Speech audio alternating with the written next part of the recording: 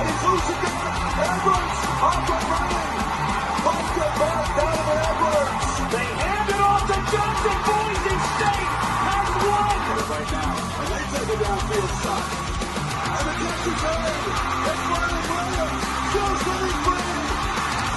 Touchdown.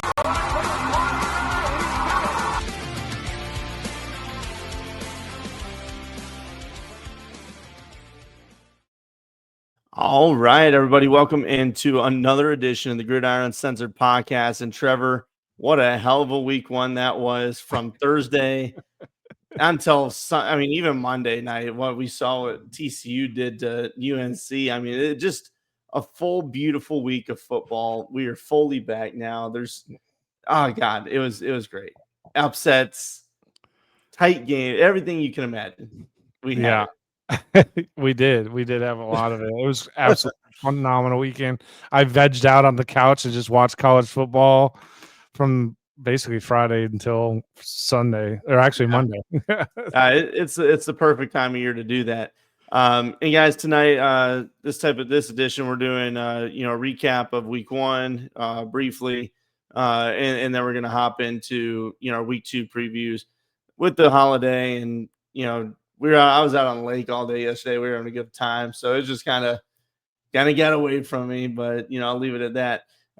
So we're gonna kind of have a mashed up episode tonight, jam packed. It'll be fun. We're gonna keep it lively and loose, and talk a little shit, and give you our picks too at the end here when we get into the week two preview. So Trev, without further ado, let's hop into kind of our week one picks and gridlocks, and we'll talk about that real quick.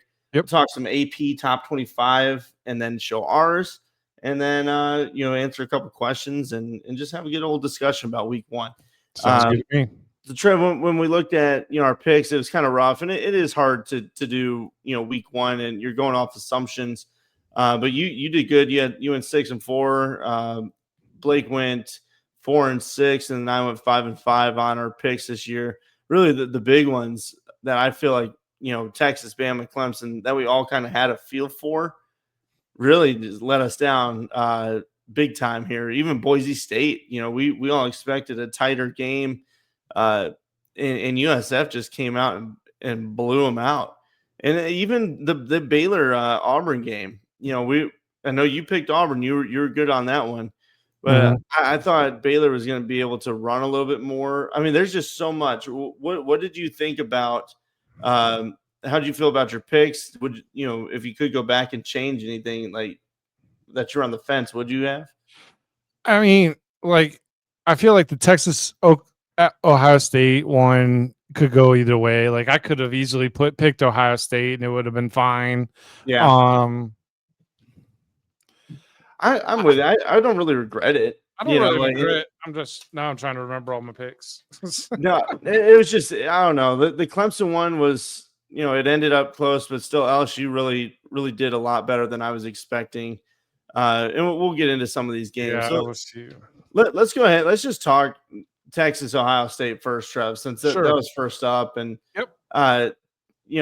Blake picked Ohio State.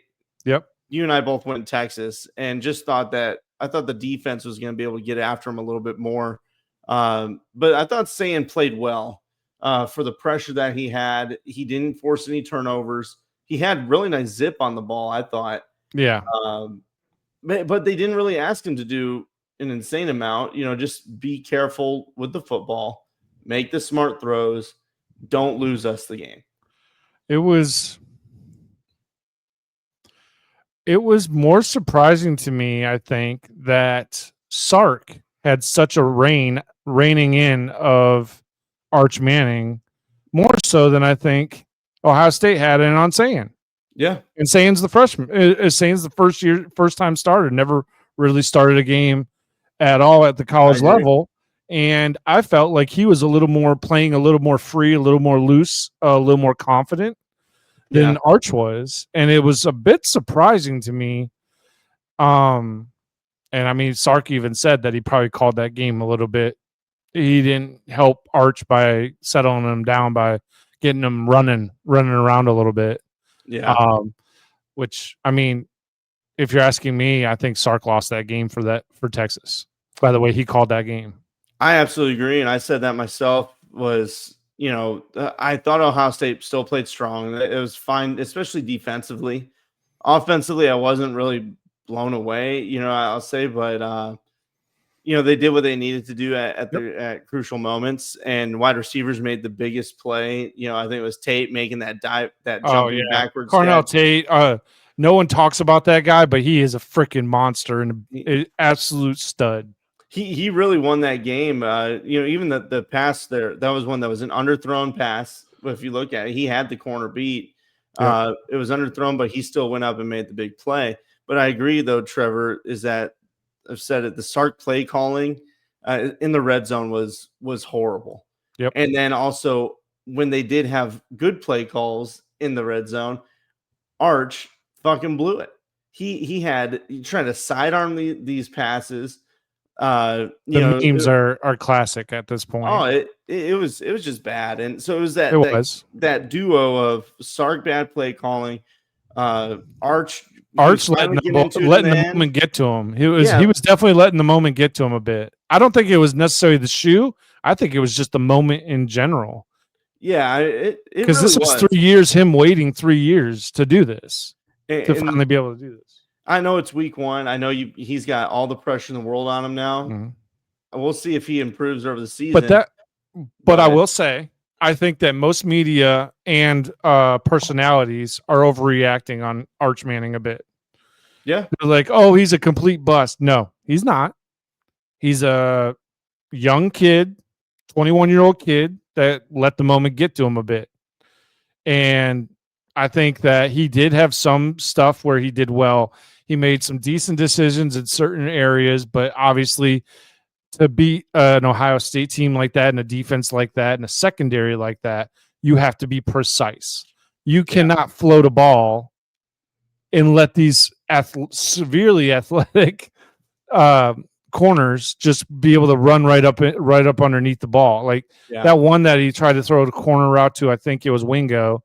I think it was Wingo was trying to get to where it just floated. It just floated, and that's too easy for a secondary like Ohio State has. That one, you've got to put it on a rope, and it's got to be outside, and it's got to be fast, and he didn't do that. So some of that is mechanical issues from what I've seen on tape. But you also have to give props to the defense of Ohio State. Oh, yeah, absolutely. And Matt Patricia Matty Patricia definitely called a really good game as far as I think they made a call on that where he was utilizing something that he used. I think his early days in New England, where it's called a rotate the defense, where basically they start at one spot, but then as the play they all rotate to a different position. Yeah, darn well Arch Manning's never seen anything like that. Yeah, I mean he was doing really well on the calls, but there was still opportunity there late, and that's why I was like, I'm not counting Texas out yet, I'm not counting Arch out yet, but there's things that were a little bit glaring. They need to figure that shit out quick. Yep. Trev, let's move on. Bama, Florida State. Clearly, I think somebody asked this. So I'll just go ahead and tie it in. What was the most surprising game of the weekend? This has to be it, right? Yeah. Everybody said, obviously Florida State coming off 2-10. Bama missed the playoffs, lost that to Michigan. But they brought back so much talent. Milrose gone. All these narratives. Bama's the number one talented team in the country. They're back. Yeah, Florida State's got all this talent. Yes, but can they bring it together? Like, what's this team going to look like? All the shit talking in the offseason. And then they come out and punch them in the mouth.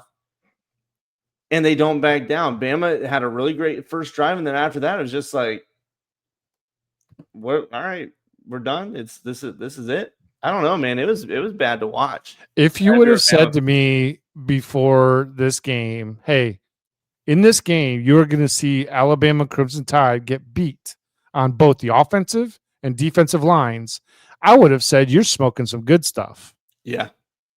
Because frankly, Brendan, for the last 15 to 18 years, you don't see an Alabama team lose on the offensive and defensive line. No. They are generally speaking dominant at both of those line positions, and they aren't. And one thing I will say is that they played with no passion. I agree. And there's video evidence of it. This isn't just us saying it. When you look at some of them running, the guys aren't running full speed. And I get trying to, if you're on defense, you're checking, make sure there's not going to be any cutback lanes. No, this was not that. This was like lackadaisical type. I don't know, man. I don't know what the pursuing to the ball was lackluster at best. And the fact that Castellanos gassed the middle of the defensive line, I don't know, easily a dozen times in that game. Like, I mean, come on, guys. Like pick up on something that they're doing consistently. Let's go. And you got to give props to Florida State. They came in with a strong game plan, and they have maybe that shit talking that Castellanos did in the offseason, that's what they needed. Maybe he's the one that said it, but maybe that was the feeling in the entire locker room. Oh yeah, like that's the way they played. That's the way they played. They basically played like "fuck you, Bama." Yeah, the entire team was doing that. Trevor, half the time the team is going to follow suit with their attitude. So something's got to change. Blake just wrote an article about it on our Substack. You should check it out. It's free. But it doesn't, it doesn't hold back. The culture there, something is going on different than what Saban had. Now this team is still loaded with talent. They can easily turn this shit around. I thought Ty Simpson looked very good when he had time. But when he was rushed, you could see he was like, he had panic throws at times. Some were off, but when he had a moment and he was running for his life half the game. He was, but he made some really nice throws. So if Bama can figure this out, it is week 1. There's a lot of ball left, but they better figure it out. I'll just say this now: Ryan Williams, learn how to catch a fucking ball. Yeah. Jesus Christ, stop being a pussy and go over the middle and catch a ball like a number 1 receiver is supposed to. Yeah, I mean, is his hype literally just that one catch from the Georgia game? I guess. I mean, hey, guess what? Being a receiver means more than streak routes. Yeah. So we'll see what happens, but Bama fans are pissed, and I get it. So there's still some hopeful ones out there, and I get it too. DeBoer's got to figure this out. You got to lock this team down, and you got to really question your gut and your instincts of this team. Hopefully all this shit talking and hate coming their way wakes them the fuck up a bit. Yeah, we'll see what happens. Bama fans, let us know what you think. A couple more, and we'll get moving on. LSU, Clemson. We all thought Clemson was going to win that game. I was worried about, again, the offensive line for LSU, but really they went out there and they played well. Nuss actually outplayed Klubnik, that was something that we weren't expecting. I didn't think that was going to happen. So I don't know, man. Last year, Clemson had that rough moment early against Georgia. Will they rebound? And then LSU breaks a streak of losing multiple games as season openers. And they honestly looked like a really good team. Yep, they looked really good. They did. So I moved them up in my rankings, Trev. I'd like to see what I saw. And we'll talk about the AP poll here soon, and we'll get more into that. Trev, Notre Dame, Miami. I thought this was a good game, especially Miami early. They were handling business. And Notre Dame was even CJ Carr looked good. I thought he played well, but Notre Dame was just kind of getting left behind. And then Cristobal does his usual shit where he full on turtles and almost lets them right back into it. He definitely fucking turtled. Yeah, he definitely turtled. All right, we got the lead. Let's just try to run this thing out. And oh hell, like, dude, at some point you've got to have some aggression. You've got to lead. Beck was dicing it up. He was playing really well. So I don't know, man. I think Miami's a good team, but I just still worry about their coaching staff. And maybe this will wake them up. Like, hey, you almost let them back in and lost the goddamn game. Trev, what'd you feel on that one? Well, I thought that Carson Beck looked by far over the entire weekend looked to be the most poised, comfortable quarterback throughout the entire country. He looked comfortable. I mean, at one point in time, they were doing a blitz, and the dude was sitting, catching the ball in the shotgun, flipping the ball in his hand, just looking around, just waiting for. He has some faith. He has some trust in his offensive line. You could see it.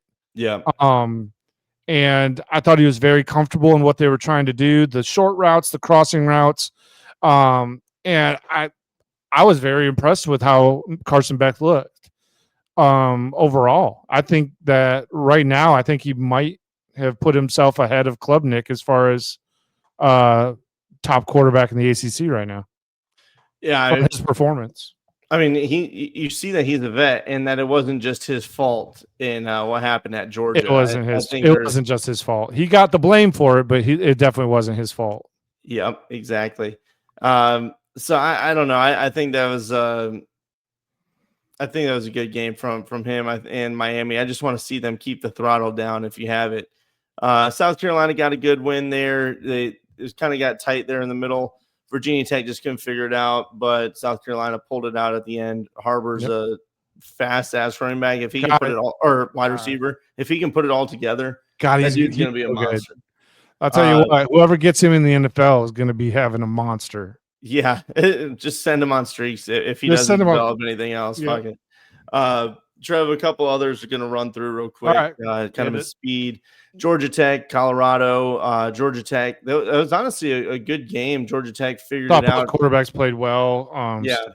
Salter played better than I expected he would.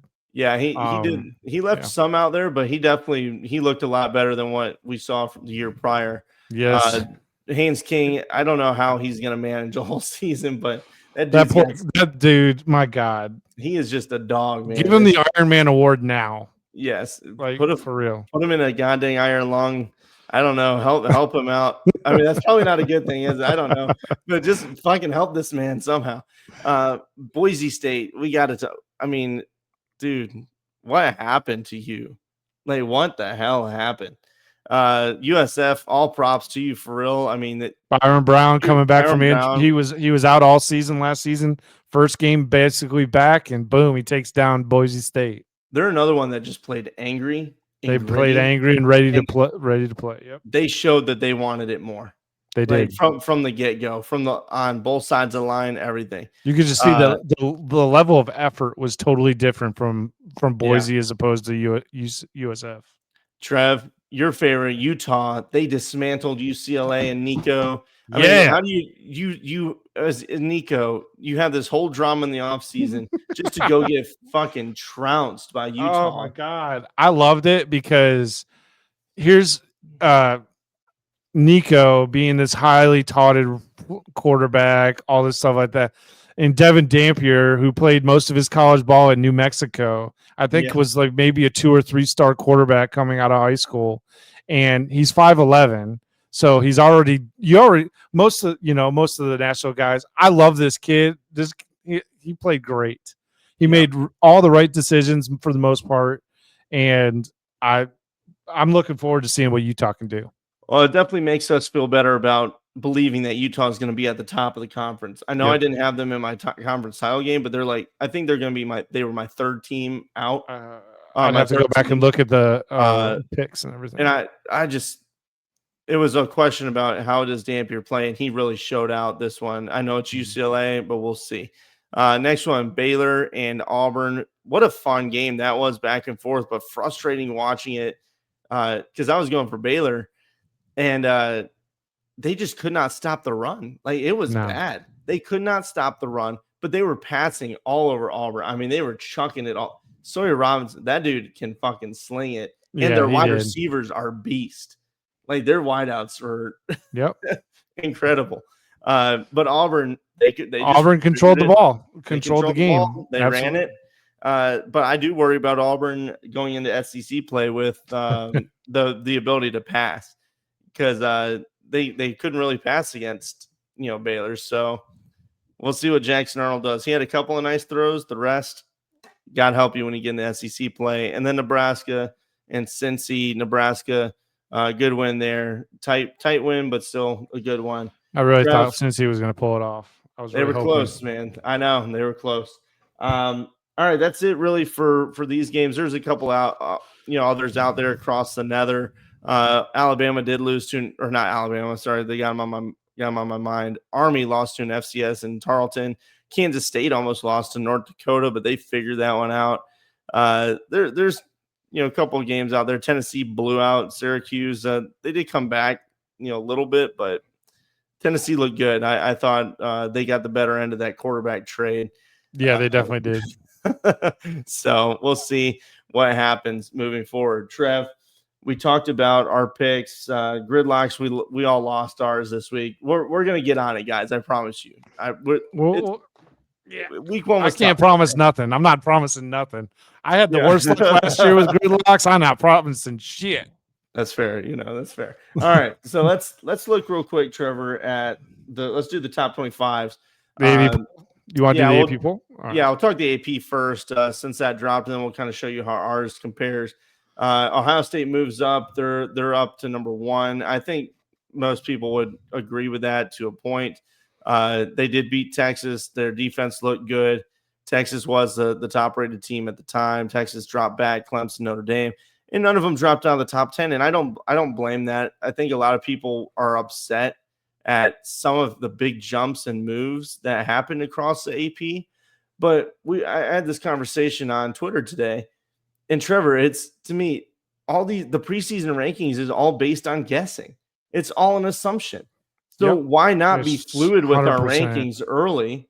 Unlike back in the BCS era, which a friend of ours pointed out, he said that's one plus I see in this era of football is that the rankings are much more fluid than what we had in the BCS era, where the preseason poll really dictated so much. This one we're starting to get away from that. And you saw that with Bama losing and dropping 13 spots. Some people are like, that's too much. I mean, they're still number 1 talented team. But that talent, that doesn't matter. We're not talking about paper anymore. That's right. We have some assumptions that we can keep early, but we have to go off what we see. And Florida State handled that squad. So they get to move up, and they're now 14 in the country.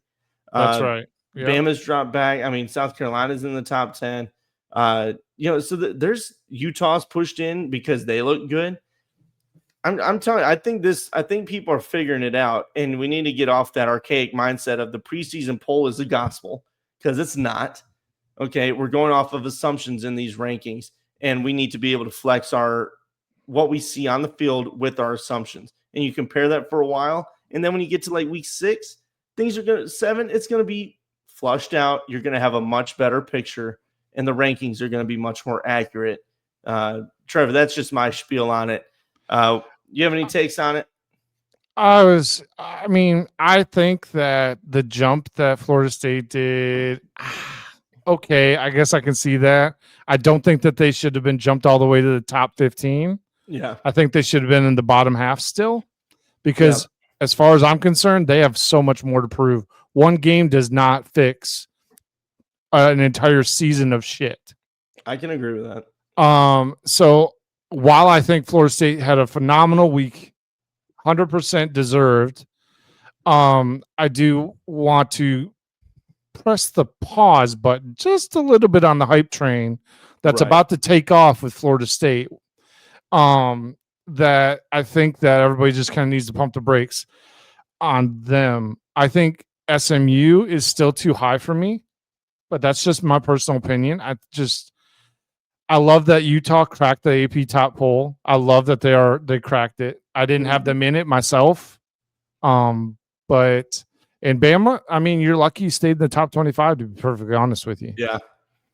I agree. That was a performance that everybody in the country watched, and everybody saw your lack of effort. So you consider yourselves lucky y'all are in the top 25 right now. Yeah, I agree, man. This is just it's going to change. It's going to get flushed out. We'll see what happens with it. Trev, ours was pretty close, I think, in the top, and then on the back end, it was a little different. Take a look at our composite here real quick. Yeah, so I mean, we're not too far off. Not too far off. And honestly, this is where I put a lot of teams. I agree with ours more so than the APs, to be perfectly honest with y'all. Yeah, I agree. And this is how we all voted, the three of us. So this averages out between the way that all three of us voted, at least. Yeah. So I think it's clean. There's some Utah sitting just out on the outside, guys like that. And you go look at our posts on Facebook and Twitter, and you'll see them where we have like others that got some votes as well. But overall, I think it turned out pretty well between the three of us. Yeah. So either way, that's it for those. Let us know what you think about the AP poll and rankings and how fluid it should be. Last thing, we had one more question. About week one. We already kind of talked about Arch and Bama. The Klubnik and Clemson offense was a question from Jared. Said, are any concerns there with them? It's concerning that you don't go out and throw a touchdown pass as Cade Klubnik, and you're a seasoned veteran. Everybody's expecting so much from you, and the offense did kind of sputter there. Like it's just, I do have some concerns, but it is still early, so I'm not going to full on sell the team. But I don't know, Trev. What do you feel? I'm concerned. You are? Mm-hmm. Yeah, I'm concerned. I have them going deep into the playoff, and I need them to get their shit together. I think we had them winning the national championship. I'm pretty sure. If I didn't have them winning, they came real close. So, Dabo, get your shit right. Let's go. My biggest concern is the rushing game. They don't have one. I think Klubnik's gonna be fine, but you're telling me you are who you are. You bring offensive line, and you only run 31 yards. Like, okay, I know LSU's a talented team. They did work in the offseason. I got it. But you got to get creative. Get creative. My God. This is bad. Like, even if you have to start doing pitch plays and shit like that, I don't care. Get the ball to your running backs and let them do their business. Now, like I said, this is week one. It's early. Things can change. Once you get into ACC play, you'll get more rushing. But I'm going to go back to this every time that we have a big game, and I'm going to look at that and be like, I'm going to judge you off this. I know it's week one, but still, how are you going to do against elite competition? When you get to the playoffs, are you going to be able to run the football? Well, that's the thing is this is their opportunity to show themselves against elite competition because, hey, guess what? There's only 2 teams that are considered elite competition in ACC play. Yeah. And I'd have to look at their schedules again, but I'm fairly certain they play them towards the end of the season. And I will say, Jared, that you said that this is an 8-4 type team in Clemson. And if Florida State is where they are, and if they are who we think they are, oh my God! I swear to God, if you get this right, I'm gonna. I think I bet you a lemon or something. If I have to eat another fucking lemon on this goddamn show, you're gonna have to eat another lemon because it was hilarious, and I almost lost. I was crying. I was laughing so hard. Jeepers creepers. Well, either way, we'll see. Some concern. Well, Jared, you eat a lemon, I have to spend $150 because I swear to God, I know it's gonna happen that these teams are gonna win, and I have to go buy their jerseys. You did do that a couple times, so we'll see. All right, well, that's it for the week one preview, or excuse me, review.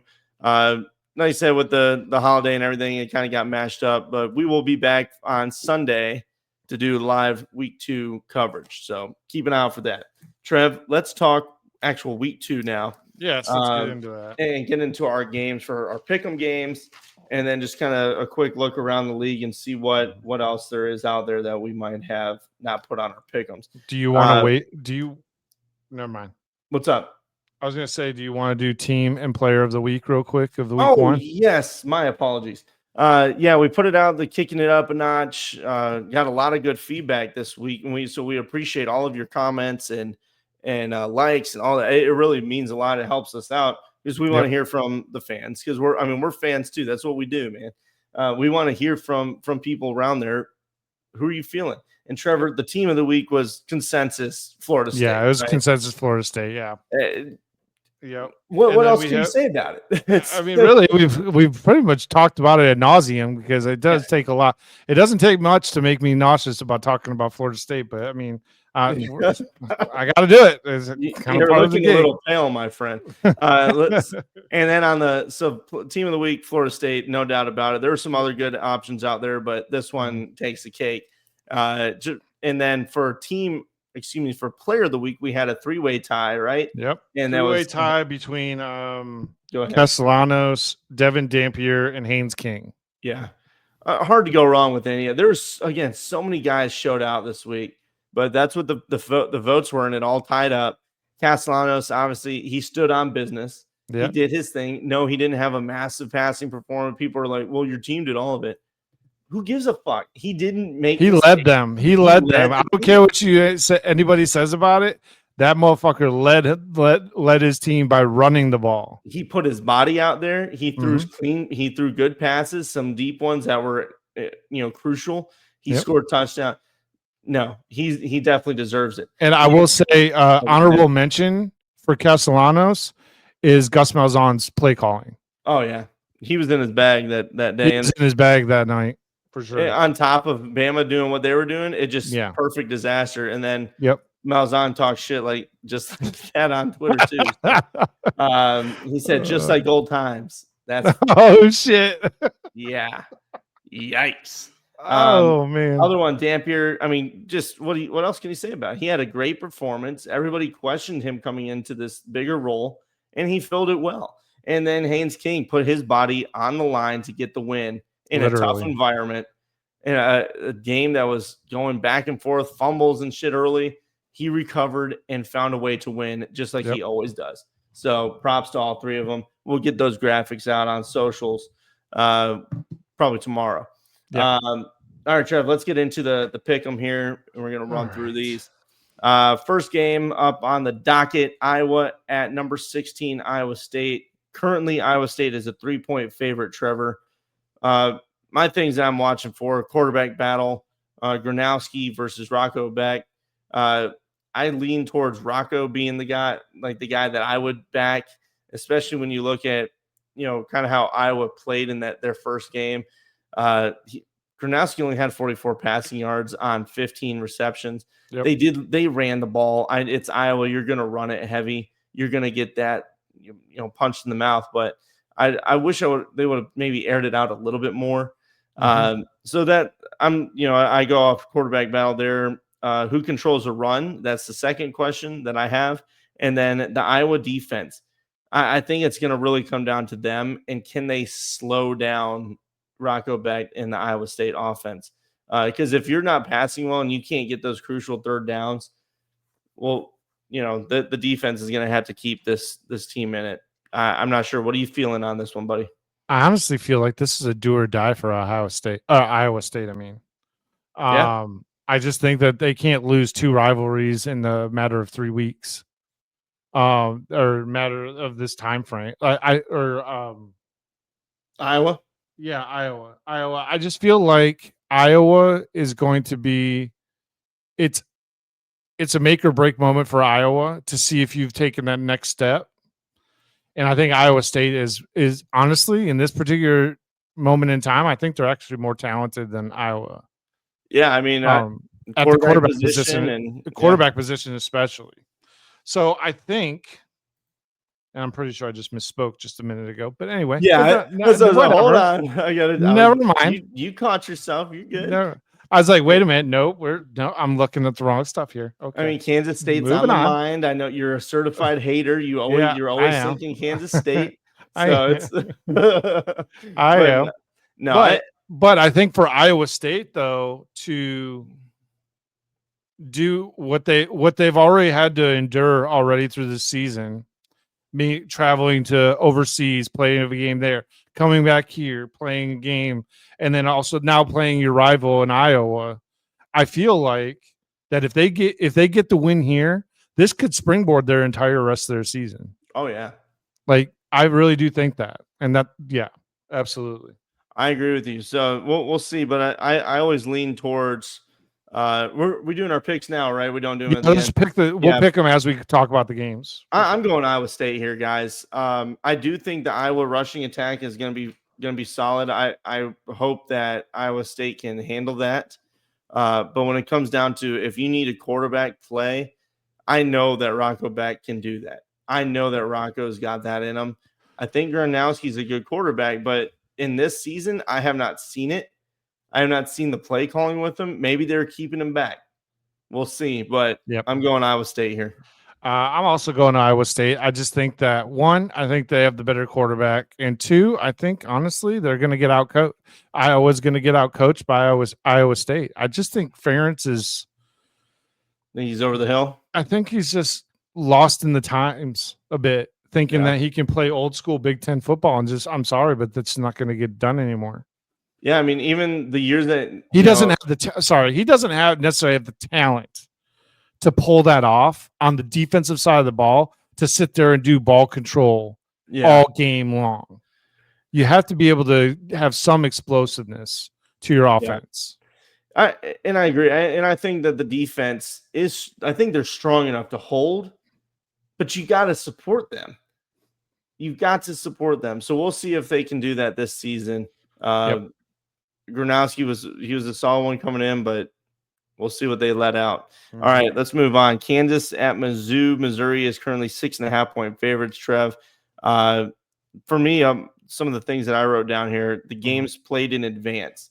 The ones that Kansas has already, I think they've already got like 2 games under their belt or 3. They do. So it's like, that extra training. They've already played Fresno State, which is a better group of 5 school. Missouri, you've only played the 1 game against a trash team.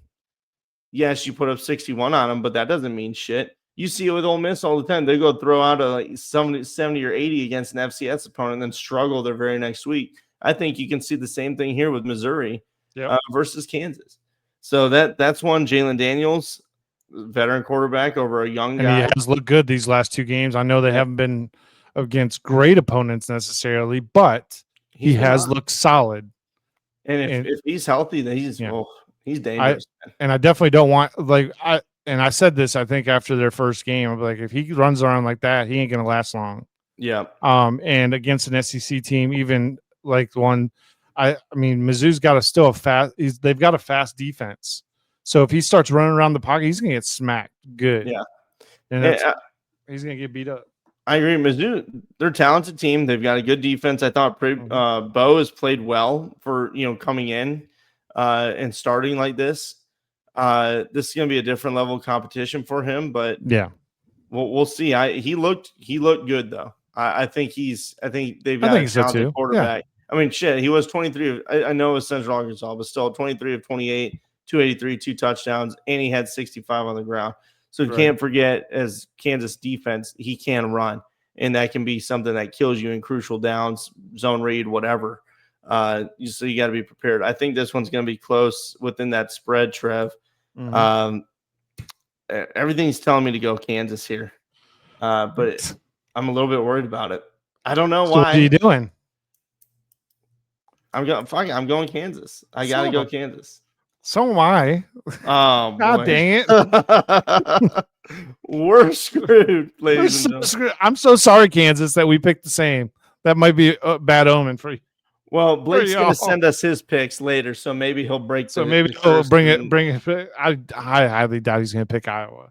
So, Missouri? I guess you're talking about the other one. Iowa State. Yeah. So we might have Iowa State across the board and Kansas across the board. We might be troubled this year, guys. Every time we pick the same, I swear. Yeah. All right, let's go talk the next one, Trev. Third game, number 15 Michigan going on the road to play number 18 Oklahoma. OU's currently 5.5-point favorites. Yep. And what I have written down here, Bryce Underwood versus a stronger defense than what we saw in New Mexico, but we saw that the cannon this kid has on him. I mean, he's got a fucking rifle. He has to work on his touch a bit. Agreed. I will say that I saw a couple of them that were bullets that did not have any. They just stayed up and they didn't come back down to earth. He had a little power behind, a little too much power behind some of these throws, and that could have just been first game being amped up and just wanting to get it to the wide receivers, which is fine. I'll say they were still accurate, so it's like one of those. That it was a refreshing thing to see. Yeah, he did have some touch passes, a couple. He did, but I agree that there were some on the crossers or like the tight ends in a shorter range. Yep. If you take just a tad off, that's a catch. And I think the tight end play for Michigan is still strong, even with Love. Klein is a solid tight end. He's going to be a solid tight end this year. I agree. So that's my first one, Mateer versus Wink, and what wrinkles they roll out. Obviously, Yep. you're playing New Mexico. You're going to be very vanilla on defense. New Mexico got helped out by a lot of one bullshit penalties, some calls that were not overturned, like a long third down that it was an incomplete pass that kept a drive going. So there's certain things. Yeah, they Right. did. They had some talented guys too on offense. I thought they were actually kind of impressive. Yeah. Well, as you know, most of that team was transfers from the Idaho team that gave Oregon trouble last year. Yeah. It's a team, that did give Michigan a couple of fits, but Michigan also did play a ton of second stringers and they third played stringers. a lot of players that game. So they're ramping up for building the depth for this week. So I want to see how Mateer does against Wink's defense, because we saw Wink shut down Ohio State and Alabama last year completely. So Mateer is a solid quarterback. He's comfortable. He's a veteran. But we'll see if Michigan defense can get after him and how he handles that pressure. And I want to see how the offensive line does for Oklahoma too. And then to me, this game is going to come down to third downs, third and shorts. What type of planning do you have? Is Bryce Underwood going to get involved in the run game here? What does the defense do for Oklahoma to contain him? That's kind of my questions on this one, Trev. My biggest question at this point in time is, can Underwood outplay Mateer, or does it happen the other way? Does Mateer outplay him? 2, can the secondary hang with some of the speedy wide receivers that they have? Yeah. While I saw some stuff that I was not a big fan of with the Michigan secondary as far as the veterans. Sure. On the secondaries being left in the dust by some New Mexico wideouts, and does not give me a warm and fuzzy with some of the speedier wide receivers that Oklahoma has. I agree. So that's a big concern for me. It's a big question for me, and I want to see. It'll be Oklahoma's O line versus Michigan's D line. Can Michigan's D disrupt? Can TJ Guy disrupt? Can some of those linebackers get in there and disrupt what they're wanting to do in the backfield? That'll be the biggest thing for me, bar none. Front seven for Michigan has to win the battle overall in the game against Oklahoma, because that's the best. Honestly, to shut down that offense is the best way to shut down that entire fucking stadium. Yeah, and I'll say too is Jay Knott was injured. He's been injured. He should be full go for this Michigan game, is what my understanding is. But still, they played Illinois State and they threw it 37 times for almost 400 yards. They're going to get theirs through the air. Yep. But if you can shut down this run, like their run game, which make it one-dimensional, it'll make it a lot easier.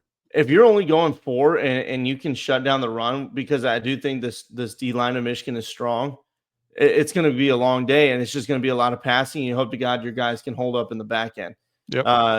But this is where I think Wink is going to get involved with that and have a lot of rotating coverages and different shells that you're going to see. But I mean, when they played Illinois State, I'm talking about Oklahoma here, they did have 103 yards on the ground with 32 rushes. Blaylock had 8 carries for 44. Mateer had 7 for 24. Robinson had 8 of 17. So there's like some guys getting some effort in, but it's still Illinois State. You should have a ton of rushing yards, in my opinion. Like Michigan, they played New Mexico. They had 201 on the ground, with some bursts. So I don't know. That's maybe a concern for me as a rushing attack for Oklahoma. But Trevor, I hate to sound like a homer, but I'm going with Michigan here. I just feel like the defense is going to be able to get after them enough to create Mateer having to flush out and maybe make a mistake. I don't know. Run game for Michigan, I don't know. I think it's going to be close. Blake, please, for the love of God. Oh my God, you're doing it. Pick someone else, not Michigan, because I picked Michigan. Oh God. Oh my gosh. Yeah, I picked Michigan too. I just look. There is a significant. These are both really good teams. There is always the chance that Oklahoma beats them, especially in their own house.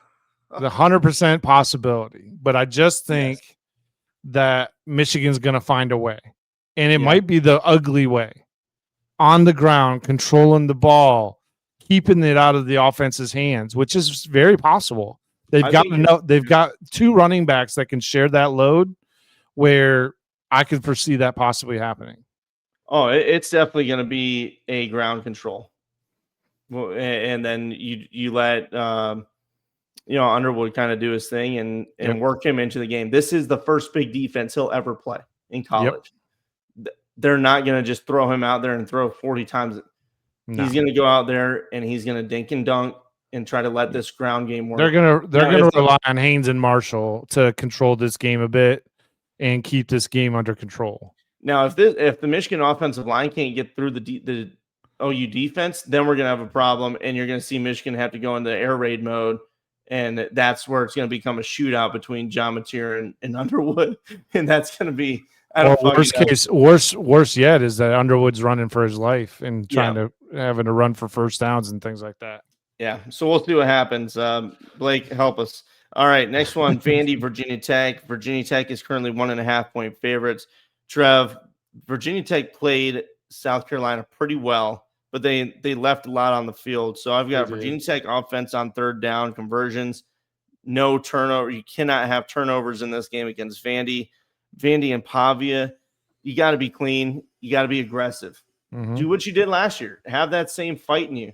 And then to me, it's going to be who owns the ground in this game will be the winner. Trev, it's the quarterback v. quarterback, drones versus Pavia, in my opinion. And I think in this particular case, I'm going to go probably with Pavia in this one, and I'm going to take Vandy in this one to kind of just pull it out. I know it's at Virginia Tech, and that is a fun, crazy atmosphere to play in. However, I think I'm just going to bet on the quarterback that decided he wanted to talk shit in the offseason. So we'll just go with that, and hopefully his attitude holds true.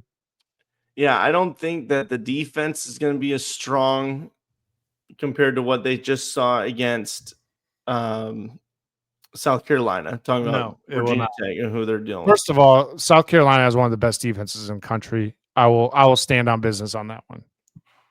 They're strong. They're a good team. And I will say the defense for Virginia Tech did get 4 sacks on Sellers. They did. I'm going to take Virginia Tech here in a tight one. That's a win for me. I just knew it. I know we went the opposite way. I had to do it. I had to switch. But God, I don't necessarily like it. But it's in Virginia. Yep. I don't know. Maybe there's a comeback game. Maybe they figure it out. We'll see. All right, next one up. Okie State. I know you guys fucking hate it. But that's just Oklahoma State, Okie State, whatever. Get over it. Oklahoma State versus number 6 Oregon. Oregon's 28.5-point favorites here, man. Is there any way that Oklahoma State can win this game? If they murder the quarterback, maybe. Yeah. On the field live. Look. God.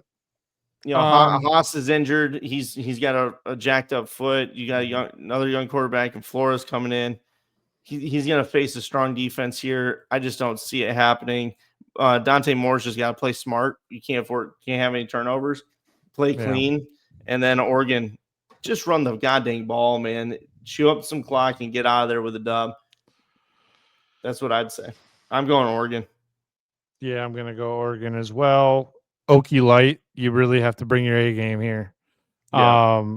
Because if you want to even sniff the end zone, you're going to have to get a little creative. But this Oregon team is poised to make another run at the playoff, and they definitely are going to take every opponent seriously. Dan Lanning's, I mean, he was that way last year where he made his team was always ready to play. Yeah. So, and this will be no different. Yeah, you got to be ready there, Oklahoma State. All right, next one up, number 11, Illinois, going on the road to Duke. This is one we highlighted in the preseason as something that everybody should keep an eye out for. This is going to be a fun game. Duke started really slow against Elon. 3 points in the first quarter. But then after half, Jerry Mensah went off. He threw for 389 and 3 touchdowns. The running game's not horrible, but I kind of want to see a little bit more. In that, again, it was Elon, but some of these guys, 7 carries for 44, that's fine, 6 yards a carry. I don't know. I want to see a little bit more against bad teams like that. But if you're just getting Mensah in and getting him, in the flow, okay, we'll see. Illinois, on the other hand, veteran quarterback. I mean, the team's going to be able to run with Fagan and Lafferty. This is going to be a very tough game. In my opinion, the spread, I totally forgot to write it down, so I need to go find it, Trevor. What are you feeling on it? Oh, shoot, I just had it. I honestly think this is going to be the best game of the weekend because Illinois is going to go down. And it's going to be great. And I'm going to laugh at everybody that thought they were going to go to the fucking playoff. Illinois is 2.5-point favorites. That means they're not. That means they're not. That means they're not favorites, guys. Just so you know. Oh man, that's just even. Like there's nobody knows how this game is going to play out. I think that Darren Mensah is by far the better quarterback in this situation. And I think that they are going to just outplay Illinois. I just think Illinois has a tendency to go at some point in the season, not necessarily all the way through the season, but at some point in the season, Illinois has this tendency of going lackadaisical against opponents. Yeah. They did it last year. They did it the year before. Basically did it every year that freaking their coach has been there. And I think it's going to happen again. And Duke's going to take advantage of it. And Mensah's more than likely going to pass for about 250 to 300 yards on them. Yeah, I guess the biggest thing, the narrative with Illinois in the offseason was, do they have a wide receiver that can really step up that production? Mm-hmm. It was Western Illinois. Beatty went out there and he had a 5 reception for 108. We'll see what they do against a much better competition. So you're going Duke here? Yeah, Trev. I'm taking Duke. God, this is such a toss-up for me. The one team I'm actually taking, like the one of 4 teams I'm taking as the home team winning. Mensah has played strong opponents last year. He played Kansas State and Oklahoma, if I remember correctly. Yep. I think I'm going to go with Illinois here. I did pick Duke as a dark horse, as somebody that I think can really turn it up in the ACC, but I'm going to go with the Illini. I don't know. I don't feel great about it, but that's what I'm doing. Trev, let's move on to the next one. Baylor at SMU, number 17 SMU, that is. Another fun one Baylor. That I think. Another fun one, possibly. I think this is going to be a really fun game. We saw Baylor last week play Auburn.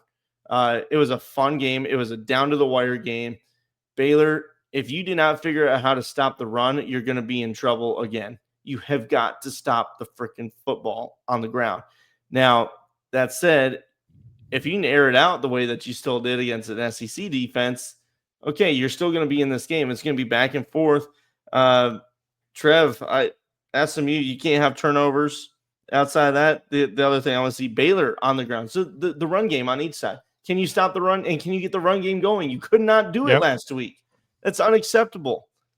That's where I'm at. I'm kind of tossed up, man. I honestly think this is going to be a bunch of gunslingers going out there. I don't even think there's going to be there might be an attempt to run the ball, but really it's just a facade for the passing game in this game. Yeah. I think both teams are going to air it out a little bit. But I could be very wrong. Like, honestly, it could go the complete opposite way. But I think SMU is so. I'm going to say this, and I might take some heat for it, but I think SMU is a little overrated. Yeah. Personally, I think that Baylor has a good opportunity to go in there and put them down. Honestly, because I think they have the receivers to do it. They definitely have the quarterback to do it. It's just a matter of can the offensive line give him time, and can they at least get some semblance of a rushing game? I'm looking at, we'll just say, benchmark. If they can get 75 yards of rushing out of one running back, Yeah. I call that they'll be winning the game. Yeah, I think it's going to be tight. I'm back and forth here. I know I've said that multiple times already. Yeah. But just when I keep looking at it, the spread is 3 in favor of SMU. Trev, you're taking Baylor here? Yes, sir. SMU's got one of my favorite tight end rooms. They do have Jennings that can run, and that gave Baylor problems last week. But I feel like they're gonna. I have faith in Baylor. I said it in the preseason. I'm gonna stick with them. So both of us are going Baylor here. All right, the Baylor Bears for the win. Baylor, if you let me down this week, I'm done with you. And I'm not coming to your game. And that's what I'm gonna say. I'm not gonna come watch you lose to Arizona State. All right, next one. West Virginia at Ohio, and this is awesome that they're playing in Ohio. I love it. That's why I highlighted it, because I thought it was cool that they're playing in Ohio. Oh yeah, and you look at Ohio last week. I mean, they were wire to wire with Rutgers. Yeah, Ohio played a really good game against Rutgers, and I think it could potentially be another really good game against West Virginia. Virginia, and it's the Parker Navarro show. The guy can run and he can throw. Can his body stand up to the heat in West Virginia? They're still trying to mesh and get their team together.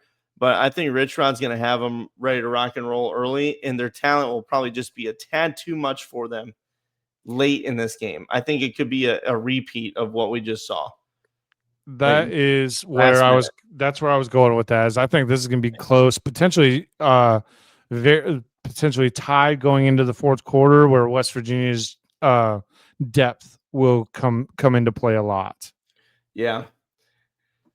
This one, to me, it's you got to limit the penalties if you're Ohio. You cannot have, I think last week they had 6 penalties for like 90-something yards. Yep. Let me double check. Oh, no, not 90. It was like 6 for 30. Mm-hmm. It's just one of those. You cannot have those in crucial moments. Third down efficiency, you're pretty solid, 5 of 10 last week, and you did get a 4th down. So if you can control the ball and not have a turnover and not have bad penalties, you're going to be right in it till the very end, and then it's a coin flip field goal game. Yeah, that's kind of where I'm at on it. Yeah, I think definitely West Virginia is going to be winning this one at the end, towards the end.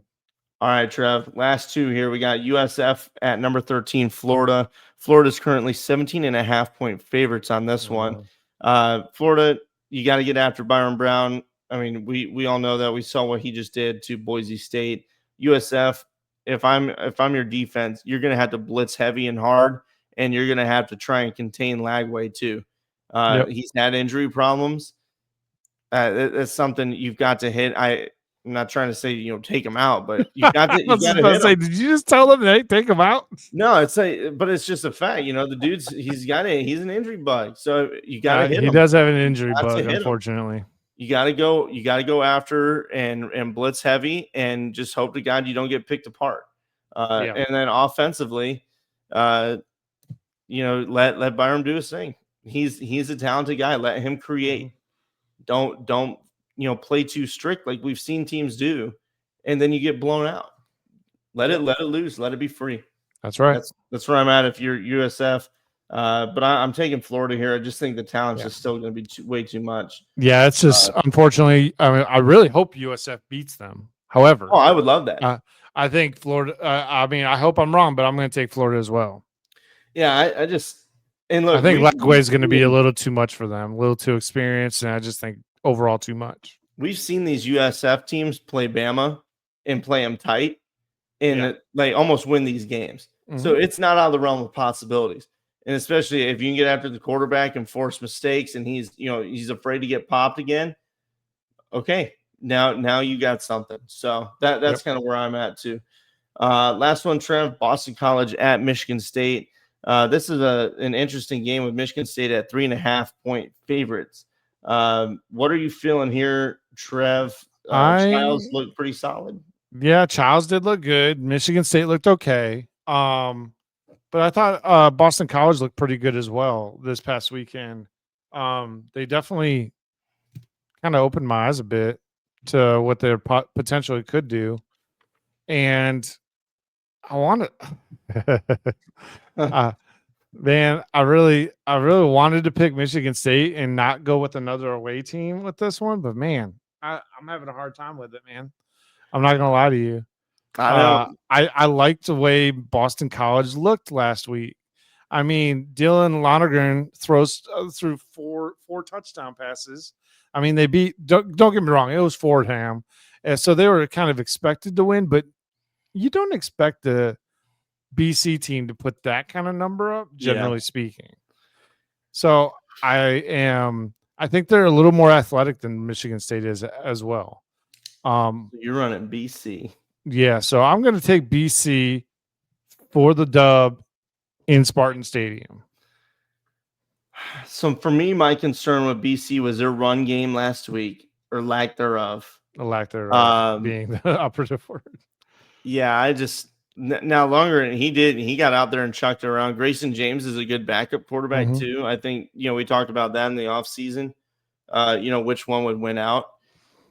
So I do think they're talented at the quarterback position, and if they have the ability to really sling it around, okay, Michigan State might have a problem, or this is going to be a lot tighter than what folks say.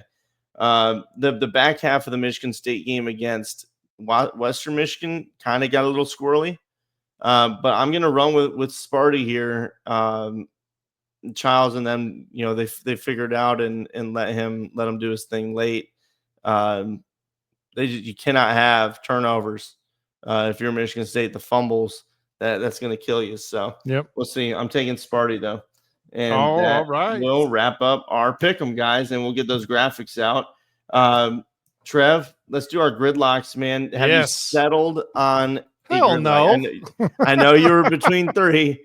Hell no. Oh, jeez. Well, I talked myself out of one already. Did you?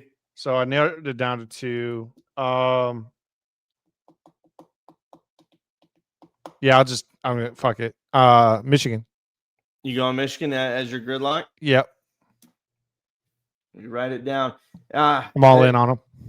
That's a good one. That'd be a heavy pointer too if you win it. Yeah. I'm a little torn here, but part of me is leaning towards UNLV over UCLA. I think they're kind of figuring it out with Calandria being the head guy at quarterback, and then Orgy doing the Orgy cat like he did at Michigan. He's literally in the same role. It's whatever. Yeah. So that's kind of where I'm leaning at right now. But I've also looked at Western Kentucky beating Toledo, right? Because that would be one that McIver's they've been rolling with Western Kentucky, right? But I think I'm going to stick with UNLV. I'm going to give them some Group of Five love and taking down UCLA and Nico. Nice. Could you imagine? Oh my Lord! 0-2 with Nico getting getting $1.5 million from UCLA to do nothing. I'm already down in the sheet for gridlock, so screw it. I'm going for a flyer for points here, and also I kind of like the idea of it. So that's where I'm at. Let us know yours. Again, we'll post Alex Orgy run all over UCLA. Come on, buddy, you can do it. All right, you guys. I don't think there's anything else on this episode. Kind of jam packed, I know. Yeah. But we do appreciate you listening, of course, and you can check us out at any of these links ahead. Trevor. Yep. Throw us some information, I guess, before we shut her down. My brain so again, appreciate y'all listening tonight or today, whenever you're listening to this. As you can see up top, down below, go check them out. The Substack down over that way is where you can find some of our write-ups on the different games and everything like that. So if you want to go read on what has been put out by Blake and a couple other people that are writing for us, we appreciate that support as well. Again, Sunday night we will be back live to review week 2 and to talk a little bit of ball with you guys. 8 Central, 9 Eastern.